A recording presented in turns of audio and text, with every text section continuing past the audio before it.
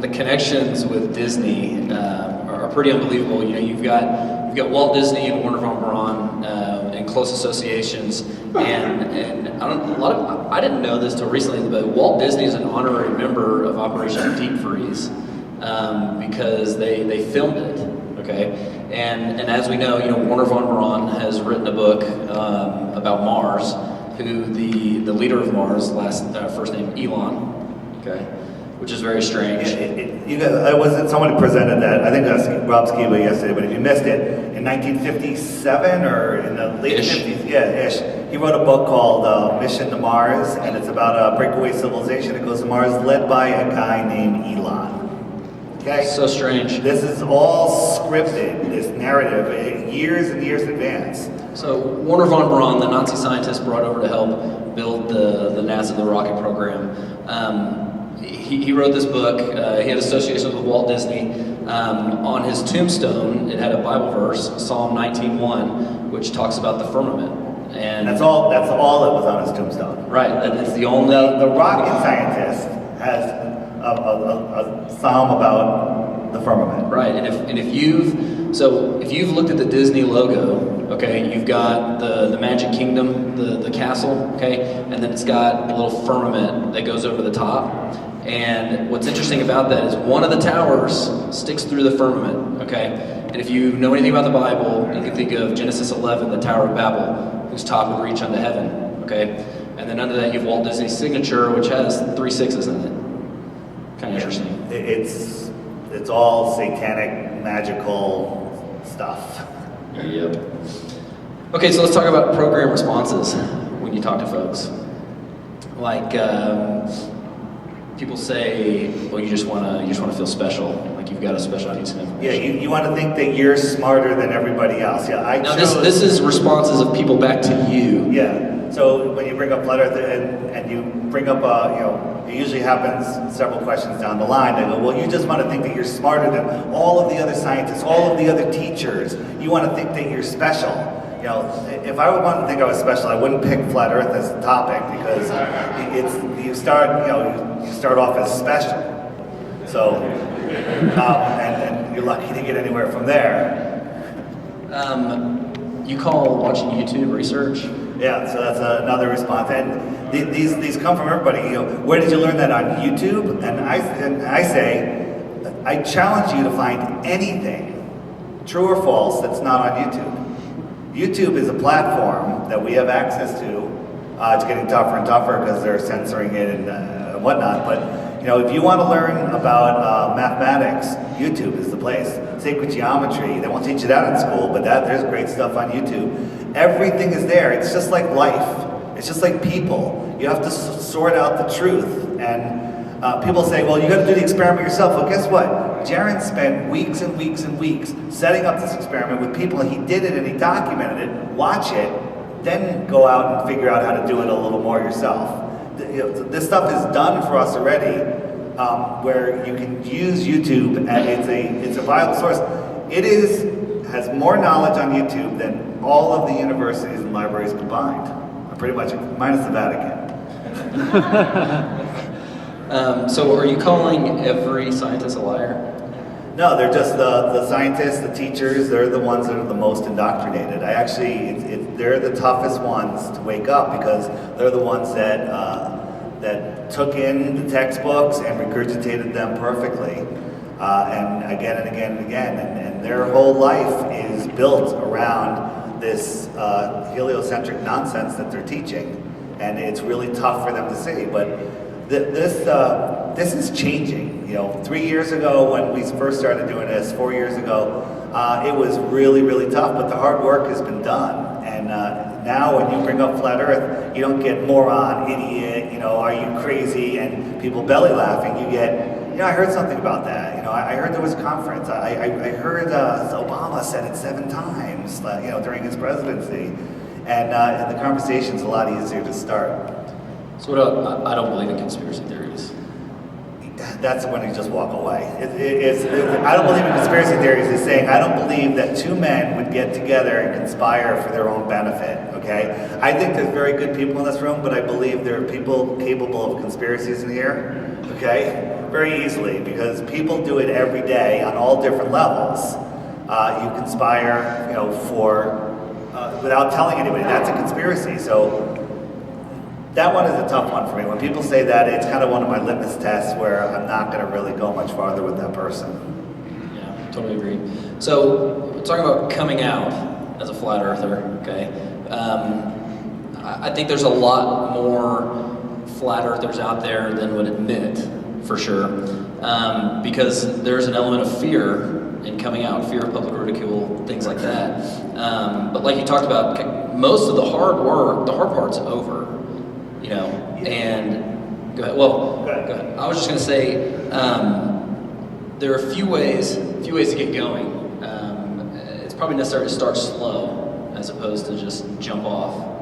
Right, so there's all different levels of activism. People say, I could never make videos, I could never get in front of a crowd and talk to people. So here I am, I don't know how that happened. But people say, I'm afraid to tell anybody, I'm afraid to tell my spouse. You can just start off. If you make an effort just to do something, you can do it passively. There's a guy I met yesterday in an elevator, he's called the Ghost, not the elevator, on the way to the restaurant. What's he call himself? Say it again? Flat ghosting. Flat ghosting, yeah. He's got a little speaker, and he takes a clip of our podcast or one of my interviews or something, and he hides it in an elevator that doesn't have music. So when everyone gets in the elevator, they're all listening to flat Earth stuff. So, but he's anonymous, so he doesn't do it. You can take cards, business cards, and stick them in places. Leave them in a check, just put them on bulletin boards, put them on a car window, just something. And people are getting this hit. We've actually brought stuff for anyone that wants to do that. It's a good way to warm yourself up to actually start the conversation and start doing things. When you talk to somebody, you hand them a card, and then they'll start asking you questions, and then you got something. Yeah, and probably the easiest way to find Dave is just follow the path of propaganda, right? Like, you find one here, little Easter eggs, and then you'll find Dave. How many people found a flat Earth card in their door slot today, where they put their key card? Because we did lots of them. But I try not to do flat Earthers. I try to get other people in the hotel. So that's good because nobody raised their hand. It's a lot of fun. So, you mentioned, kind of being anonymous, dealing with strangers, which is a good way to start. Yeah, if you don't want to, if you're afraid about your friends and family, go to somewhere where you don't know people. If you're in the city, away from home, hand out some cards. Hey, did you know the Earth is flat? See what happens. You can just walk away, and it gets easier and easier and more fun when you meet somebody that says, I saw something, and you have that conversation. It's really fun. My girlfriend Paige, we were at a music festival, and they started chemtrail in the sky so bad, and I actually went to the car, got my cards. I have chemtrail cards. And I started handing them out, and then she took some and started a conversation. I finished talking to this group I was talking to, and I find her, she transitioned from chemtrails to flat Earth. She had a whole circle of people around her, and she had a great time. It was good. But then there was this one 30-something-year-old blonde girl, NASA-loving troll, who just could not deal. But you do your best, and this girl's saying, don't listen to them, they're crazy, and they really try to get in there, but you just do the best that you can. Not every conversation goes well, but the ones that do encourage you to do more. So, we talked about strangers and things like that, but the hard part really is friends and family, people that are close to you, people who you care about what their reaction is going to be, right? And the reason why strangers and things like that are easier is because you don't care, right? Like, could be the last time you talk to someone. And so I think there also has to be an element of that. You have to decide that with your friends and family that the truth is more important than that relationship, and be willing to let that relationship go maybe for a while before they can come back. Go ahead. So last Thanksgiving, I've made this book. Many of you have seen it. It's 100 pages of really good flat Earth memes, just showing you things on the sun and sunset and flight paths and everything. And it's a coffee table book, and I left it on my coffee table for Thanksgiving. And my nephews grabbed it first thing, And I didn't say anything, I just let them go through it. And then after dinner, they went through it again, and I leaned over and I said, any questions? You know, and they asked me a couple questions, and I give one answer and I walk away. And at the end of the night, my two nephews, one's out of college, one's just in college, they were walking out and saying goodbye, and he goes, I guess I'm a flat earther. And I didn't even know that was a thing this morning, okay? And that's it, and then just let it sit, and then they'll usually revert a little bit because they're like, oh my God, that's crazy. But once you plant that seed, as you all know, there's no getting rid of it. So all you gotta do is plant that seed, get somebody to watch a short video, or just leave the book somewhere where they're gonna see it. And this book, by the way, it's too expensive to buy, but you're welcome to buy it. But it's free. There's a PDF of it on theflatearthpodcast.com under what's it under? FER word. Put it on your iPad, and you can just whiz through it on your iPad. When you're talking to somebody, you got 100. You know, it covers. There's a meme for everything you could possibly talk about, or you can email it to them. And see what happens. Planting a seed is a good way to start because it takes the pressure off you. You're not. Yeah. I've gotten to the point where I don't feel like I need to convince everyone about flat Earth. I feel like my job is to kind of put stuff out there and allow them, if they care enough about the nature of their reality, which I think is a big deal, to go and research for themselves. But getting into actual conversation with, say, friends and family. So probably number one is not to just bulldoze them, right? Yeah, just start with a soft question.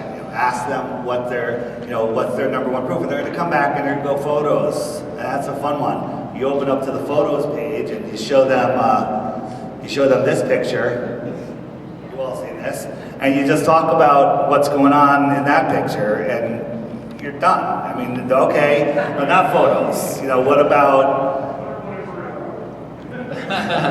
He said the third one is the real one. Yeah, you see, that's the way I asked them. Which one of these is real? And they'll pick one, and I'm like, well, they're all from NASA. So that one's real, the other 7 that they gave us are fake. What does that tell you? That's good. That they're a liar 7 times over? So typically this will happen in a situation where maybe there's not enough time to talk about it, you know. Maybe like at a concert or something like that. Right. So if you plant your seeds, you're doing your posts, your tweets, whatever, and you just quietly do it, and then after a while, sometimes after years, people will ask you that question, and it's not at an appropriate time or place. You're in a crowded bar, or you're on your way somewhere. You tell them, you say, I'd love to talk to you about this, but maybe we can grab a cup of tea or coffee together or something, but you don't want to do it where there's only 2 minutes or 2 minutes. You want to make them commit to the time. I always lay down some rules, like, hey, we're gonna have this discussion. All right, I'll take 10 minutes. I'll give you 10 minutes. I say, okay. I go, here are the rules. I go, you can ask me a question, but only one, and then I'm going to answer it, and you have to listen to the answer. And then when we're done, we can move on to the next question. Right. And if you set down those ground rules, they can't hit you with the barrage of questions, get frustrated, and say, oh, what does it matter? Right. And one of the things that I did kind of halfway through this journey is, I was putting stuff out on Facebook and YouTube, and Facebook was the one that usually got me in trouble with my friends because YouTube you can kind of do anonymous for a while until someone randomly finds you and then says like, dude, I just saw something on YouTube, and I've had a few people at work tell me, hey, I was meeting with one of these developers we were working with, and he said, hey, what's the deal with Matt Long and this flat Earth stuff? And he's like, how'd you know about it? He's like, well, I just saw him on YouTube, and makes for some funny conversations. But me, like, everybody knows, so I'm not hiding. But one of the things I did was I recorded basically my story. Just like a little 15-minute video of a buddy of mine prompting me with some questions, so that if I was out at a concert, someplace loud, and someone's like, dude, tell me about flat Earth, and I can't really go into the whole deal there, but I had a link or a card with a link on it that said, look, I'd love to visit with you about this, watch this video, this is how I got into it, and if you're still interested, we'll talk later, okay? But usually that's an easy way to not get into, turning your friend into a foaming at the mouth, angry person, right? And so the number one video for me, for someone that wants, somebody that's brand new, they're not going to watch a 45-minute video. You got to give them a 2 or 3 minute video. You got to give them, there's Flat Earth in 5 minutes. But my favorite video for somebody that really asks a question is ODD's Stranger's Guide to Flat Earth 21 Questions. We have stacks and stacks of cards over there. If you keep those on you, someone has a conversation with you, you say, turn off the TV tonight, go on YouTube and watch this one video. It's 3 minutes per question, 21 questions approximately, and then you won't ask me so many dumb questions. But anybody that sits down and pays attention to that video from start to finish, there's more than a seed planted. There's branches coming out of their ears, and there's no way to stop it. Right, and then you can also kind of gauge where they're at in their truth journey, a litmus test, if you will. Yeah, so I have 2 litmus tests. If they believe we went to the moon, you can't hit them with flat Earth, and if they believe 9/11 was as it was told, you got a really tough job ahead of you.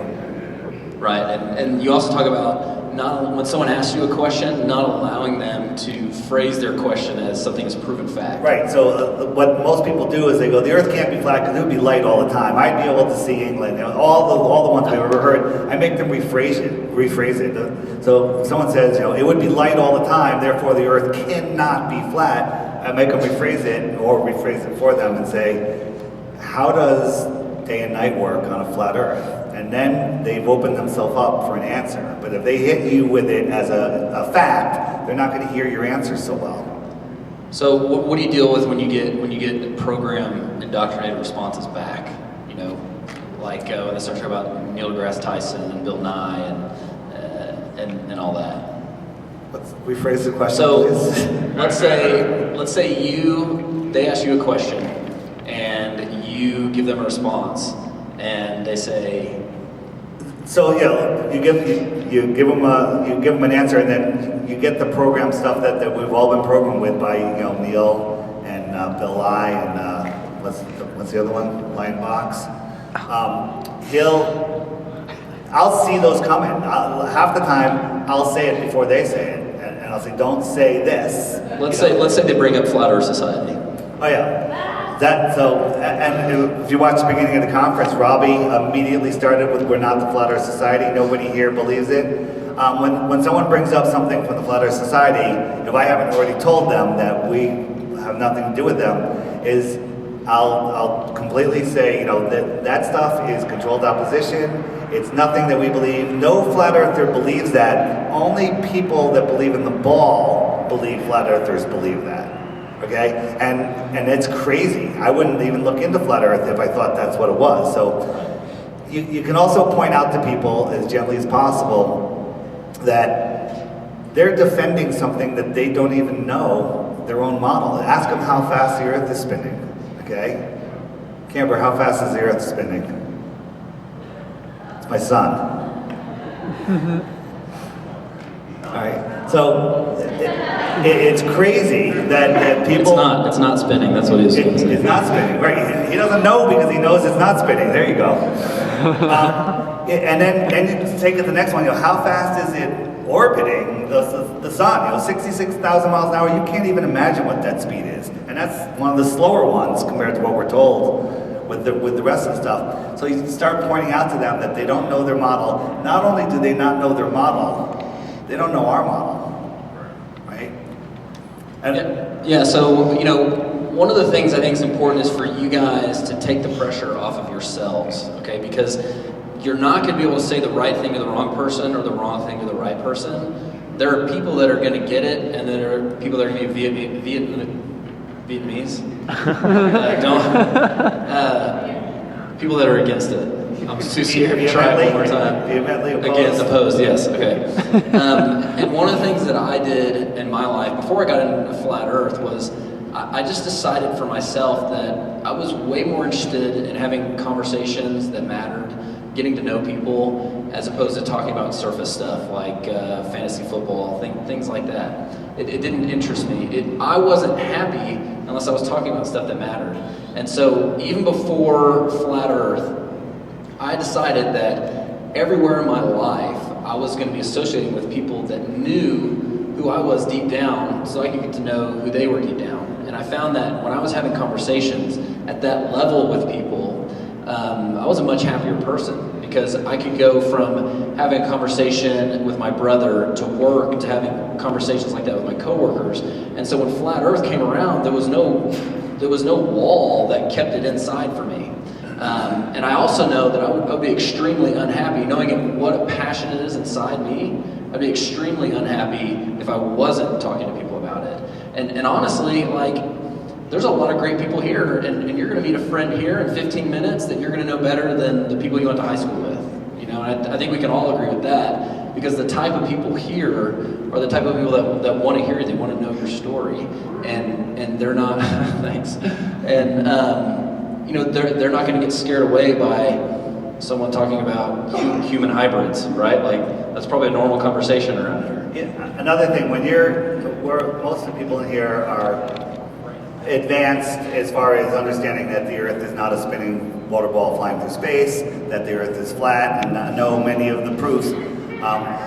But as you're waking somebody up, it's easy to give them information. They'll be like, aha, and then they'll leave, and then they'll come back twice as bad as they were when you got them, because they're going to go tell their friends, and their friends are just going to hammer them, and they're not going to have the responses, and they're going to crawl back inside their spinning water ball.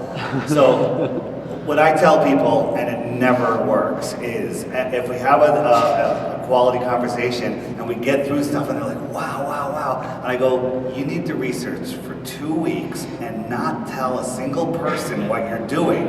You need to understand what you're learning before you bring it up, and nobody can do it. They get so excited with this new information and they blurt it out, and then people that are just lost scare them back into the ball. Yeah, but so I think to recap, I think it's important not to just go out and start spewing all the information you have. It's way easier to ask them why they believe in a ball, right, and to refute their points. Right. So get them to ask you the questions, and that's it. Because you might be telling them stuff that they don't care about. That when you're telling them, you know, about airplane routes, you know, they don't care. That wasn't a question. They have the questions that are holding on to the ball. So let them ask you the questions. And here's the other thing: if you don't know the answer, tell them you don't know the answer, but let me find out. I have some other Flat Earth friends that I met at the conference. They know the answers. I'm not sure which video to show you that'll explain it. Let me find it. And this conversation isn't a 5-minute or a 10-minute conversation. It's going to go on for days and weeks to really get somebody there. But once you get them going, and once the train pulls out of the station, it won't stop. Right. I personally believe that it's easier to worry if your friend is ever going to talk to you again than to worry if you're going to say the right thing and is this the right time. It's so much easier to just, once you start, just go, okay? And honestly, like, there are so many people in this community now that it's way more rewarding to hang out with or to get married to someone who is starting on that same level, right? I mean, why suffer through trying to convert someone that's only in your life because they started in your life?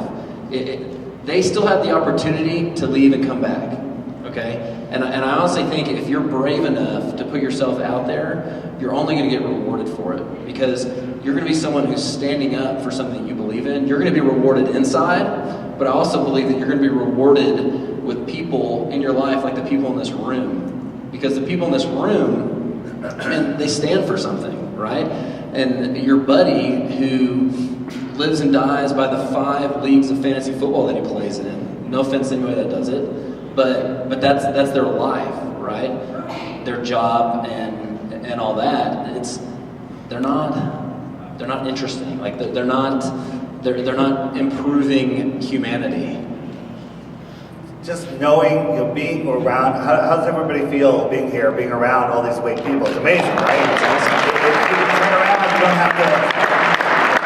don't have to worry about what you're saying or thinking, and the conversations we're having are amazing. Every person I see, it's an incredible conversation. This is, fortunately for us, the fastest and largest growing market on Earth ever, no matter what. The target market is every single person from ever. Okay, there's no other target market like that. And I'm big on the billboards. I did the billboard here and the one last year. I wanted this message to get people that didn't know the earth was flat. I said, okay, the conference is a giant meetup and we're preaching to the choir, but we're also learning new information. The media is watching us.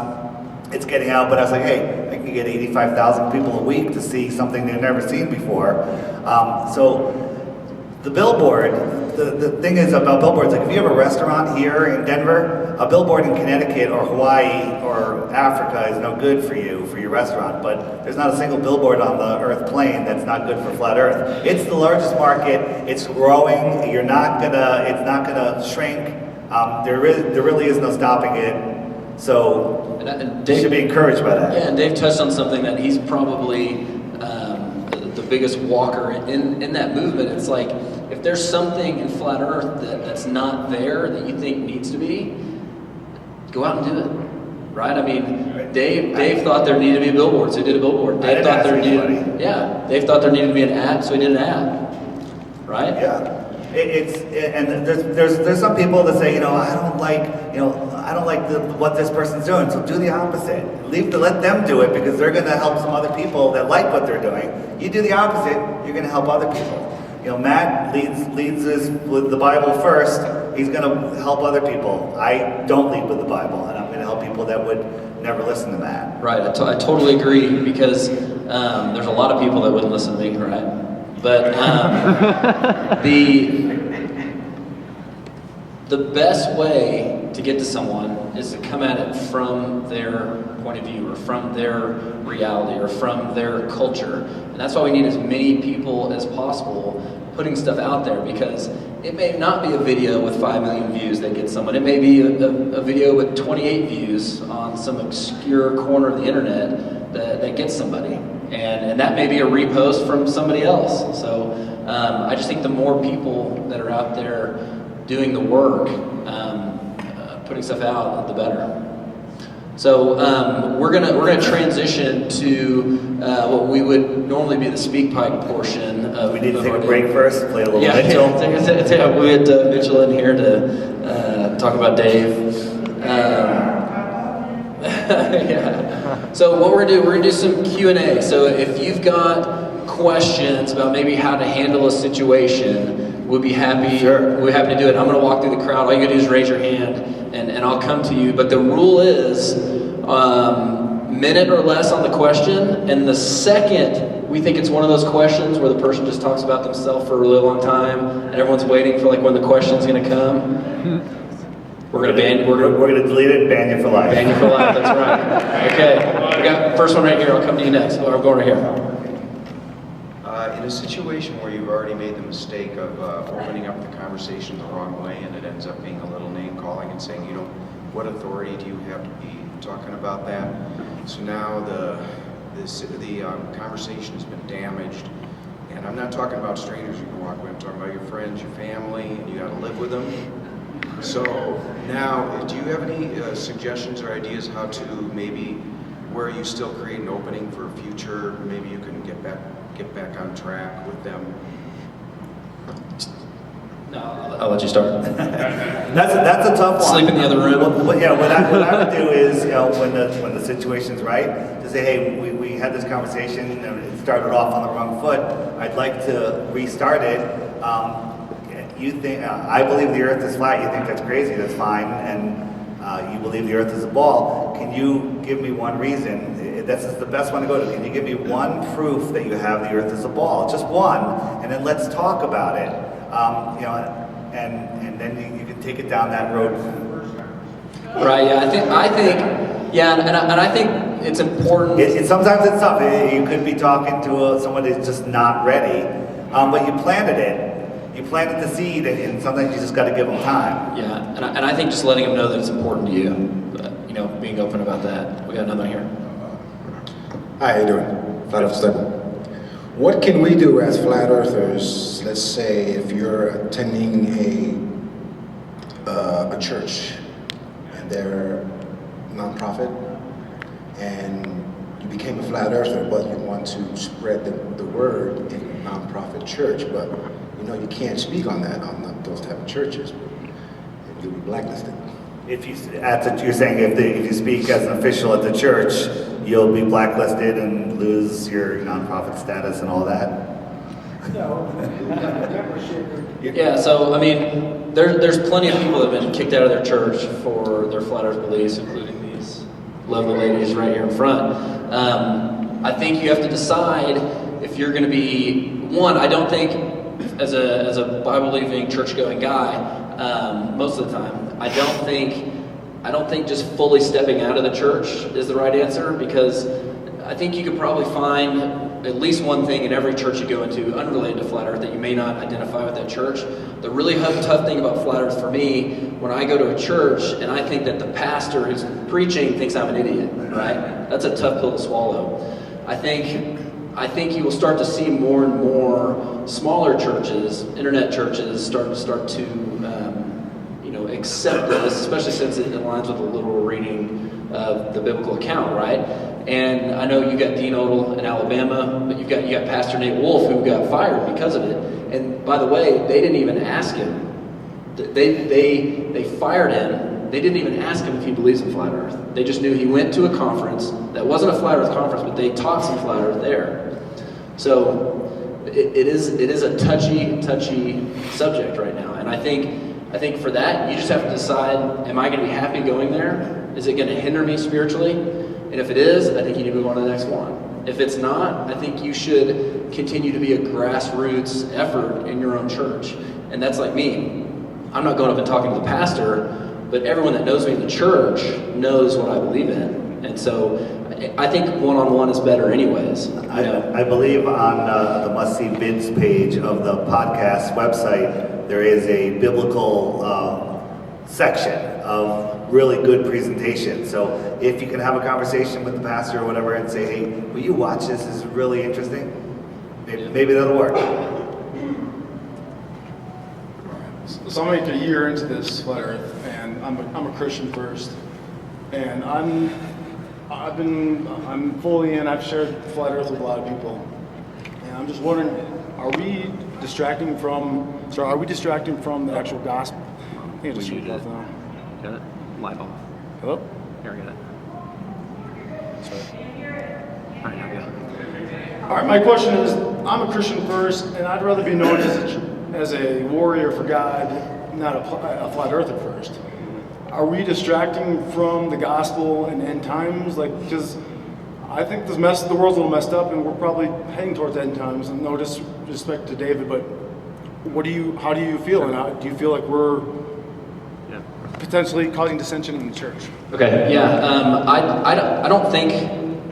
I think flat Earth, whether it's the church, whether it's out of the church, it's going to cause dissension because, for whatever reason, it is an extremely divisive topic. I think standing up for truth is always a good thing, right? Whether you believe in the Bible or not, truth is good, right? And there is always going to be an evil conspiracy to cover that up and dilute that, okay? And one of the things I always say is, how do you dilute something? Well, you pour it into something bigger, like infinite space, okay? So, again, the pastor of a church, okay, is just one person, okay? He is not as powerful as the congregation. So I believe what we need to be doing is infiltrating the congregation, okay? And unfortunately, in churches, you've got a lot of pastors preaching what he thinks the congregation wants to hear, okay? And if he thinks, just like in anything else, if he thinks that he's going to risk losing something by preaching on something or acknowledging something, I think it's going to happen. But again, I think it's up to us, whether in the church or out of the church. It's up to us to stand up for what we believe is truth. And I don't think, I personally wouldn't be happy if I didn't feel like I was standing up for it. You can also take a stack of those cards over there and use them as bookmarks on all the Bibles in the church. Okay? Also, we have the trifolds over there. They go in right behind the Bibles. Because when somebody's sitting there in church, there's nothing better than reading a trifold flat earth brochure. Okay? And the cards have rounded corners. People love round things. They put it in their pocket. They take it home. They're getting ready for bed. They take the stuff out. Like, what is this? They flip it on their phone. Then it's on the Apple TV. And then they're flat earthers.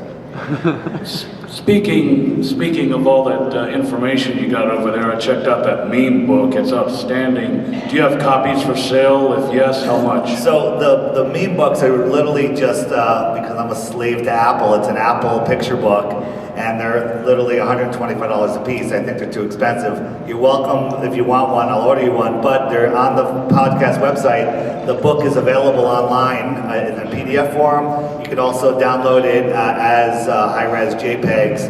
And just have it digital on an iPad. It works great. But if you want the book, talk to me afterwards, and I'll tell you how to get it. It took a little while to put it together, but it's great having a physical book. But again, not cheap.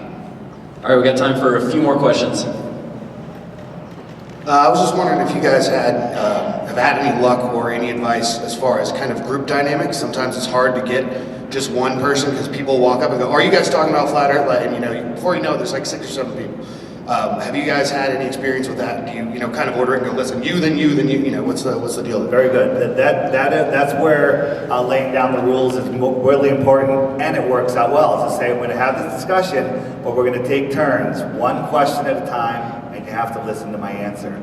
And the questions will come, and the conversation will go really nice, unless you have an obnoxious, ball-tard that won't listen. There's certain people that just won't listen. I've had people, we went to the movie premiere, I was there with Mark and a bunch of other people, and afterwards, guy's super nice. He's like, he goes, if the earth is flat, why is it a perfect circle? And I'm like, well, we don't know it's a perfect circle, but essentially it is a circle. And I explained how the sun circles around, melting out this circular pond. And when I was done fully explaining it, seasons and everything, because he was asking about that, he goes, well, why is it a perfect circle? He didn't hear anything I said. So I just realized, and another question came by, same response. People aren't, there's certain people that will ask a question that are not interested in the answer. And you have to realize that there's a big target audience that we have. Don't waste your time on somebody, that's not a personal friend or family when you can wake up 10 other people and not wake up that person in the same amount of time. Hey Dave, my name's Chip Bemis. I'm from Fayetteville, Arkansas, and I brought my family, all but my college student with me. My daughter Kasai is here, but my question comes from their perspective. We're all adults, we're big boys, big girls, we've been there, done that. We can put on our big boy pants and go out there and have this conversation. But we also all know what it means to be in 7th grade, 8th grade, 9th grade, all the way through 12th grade, even in college perhaps. The question is this: some of her friends have already, she brought home to me, hey, when she first learned that her dad was looking into flat earth, you never know if dad's lost his mind or not, right? Well, it just so happens that one of her classmates brought it up in her science class. You talk about ridiculed. Everything that you think we feel and then some. So my question is, what do we do for this up-and-coming generation? Because if we're not touching these guys with flat earth and the truth that's out there, we're missing it. We're missing it entirely because that's who's going to carry this torch. So it's a huge torch to carry, and there aren't very many of them right now. But now, having said that, there's another young man on my daughter's track team that came up and said, I heard you're looking into flat earth. Flat earth, it's amazing, isn't it? I felt like I was at home, guys. It was great. Because here is this 9th grader talking to me about flat earth, and I said, that's the guy I need to be talking to. He's well respected, he's a leader in his community amongst his peers, and we've got to touch this group here. Kids are the best to go after because they're willing to learn. All they have to say is Logan Paul's a flat earther. That's what I'm saying. That's what Logan Paul's saying.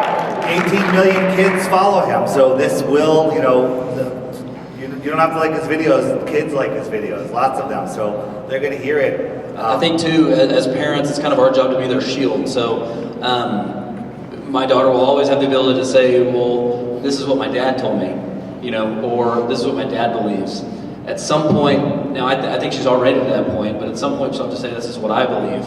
And I had a meetup on Sunday, and she was there, and some of the people were coming in, and she was standing there, and they were like, hey, they're like, are you a flat earther? And she was like, yeah. And she's 7, you know? And I was like, whoa, that's awesome, you know?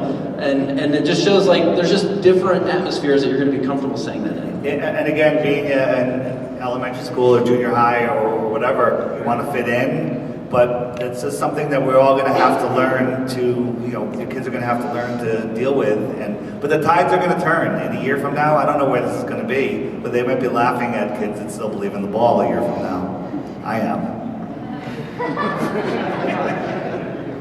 Hello, I'm Brian, 3-year flat earther, and I want to just say thanks for making an app out there for the Flat Earth Sun and Moon Clock app available in the Apple Store. That one? I think that's a great way. Coming to Android soon. 2 weeks, 3 weeks, maybe. Yeah. So I guess my question is, but yeah, I think that's really important. There's not really apps out there, so keep working on it. And like, how does one get into like app development? Is my question. Glad I found the guy that you planted in the crowd. I didn't develop the app. I came up with the idea, and I found an app designer in India.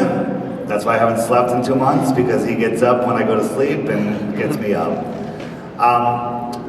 So you kind of just, if you really focus on something long enough, it comes into manifestation. So when I first started talking to him, I really had no idea exactly what the app was going to be like, but then it grew, and there's changes coming to it. We're actually adding suggested video. This app is meant to wake people up. So you have it, in the corner it'll be suggested video. Let's say somebody comes up with a great video, and boom, suggested video. You click it, app flips over, you're on YouTube, it plays that video for you, it goes back to the app. So it'll be a great way to show friends and go, oh, look at this new video, let's watch it together.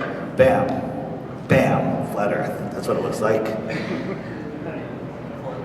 Next question. You got a question? No, I was just waving to the Who's got a camera. question? So I go to a community college, and it's hard to start conversations with people, but it's once you get into a conversation, there's so many things to talk about. So do you have any tips for starting? Because it's a really diverse college, and it's so there's a lot of people, a lot of opportunities there, but starting conversations. So do you have any tips about starting conversations with a diverse group of people? So when you bring up the conversation, I also don't like to say anything as absolute fact. I like asking questions like, you ever wonder, how we could travel so many million miles? Know the number of miles that the Earth travels in a day, in a week, in a month, in a year, and that the stars never change? Plant the question and walk away. And you can talk about, that they could see across Lake Michigan, or and there should be thousands of feet of curvature. We're all seeing farther than we can every day. We don't even realize it. I live on the coast in Connecticut, and I can see not only underneath the Whitestone Bridge, but I can see on a clear day, on a calm day, I can see the footings that the stanchions are on that are right above the water. And when I zoom in with my camera, I shouldn't be able to see the top of the stanchions, which are 160 feet, I forget what they are, but there should be over 200 feet of curvature, and I can see below the bridge. But you show that to somebody that believes that we live in a ball, they're like, well, there's flat spots on the world, and but you show it to them, you show them the math, you walk away. These seeds will take. All right, last question right here, Dave.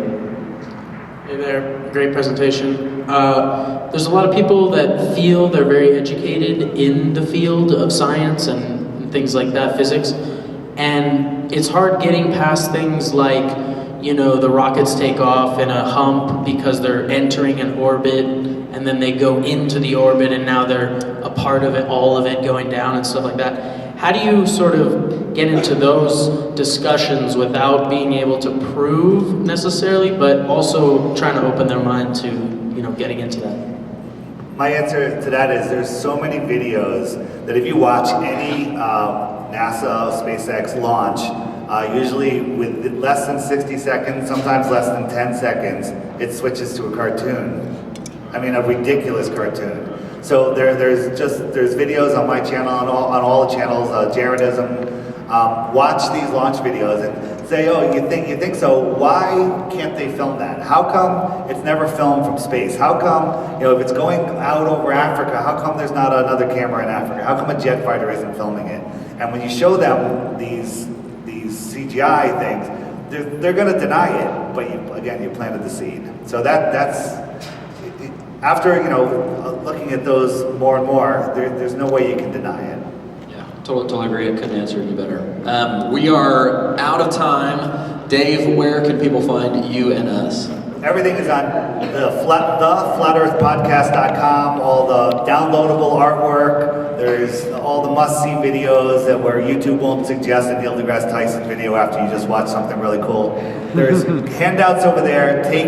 Share. You guys can take all of them, but share them if you're going to use them. If you know how many Bibles are in your church, take enough cards. Okay? And there's trifolds that are not folded. You can fold them yourself. There's a ton. So take a little stack, everybody. All right. So and not the book. Don't take the book. Don't take the book. So